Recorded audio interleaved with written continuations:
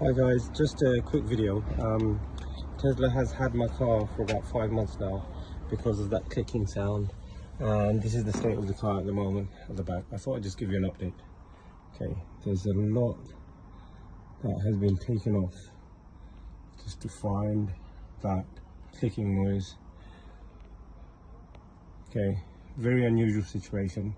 What they've said is they've got they're in discussion with the head of Tesla in London to take next steps, and they will be looking at two master technicians to have a look at the car and get it sent back to Dartford to see if they can actually get to the bottom of this. This part's open, spider webs all over the car. Okay. Just been sitting in the sun, and the battery was on 100%, and the last I checked it showed us, okay, so it's just been, whenever they've been working on it, what's the battery show?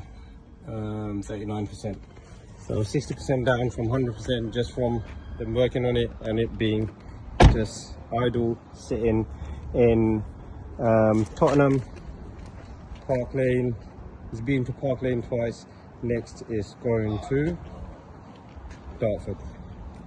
Okay, I'll give you an update soon.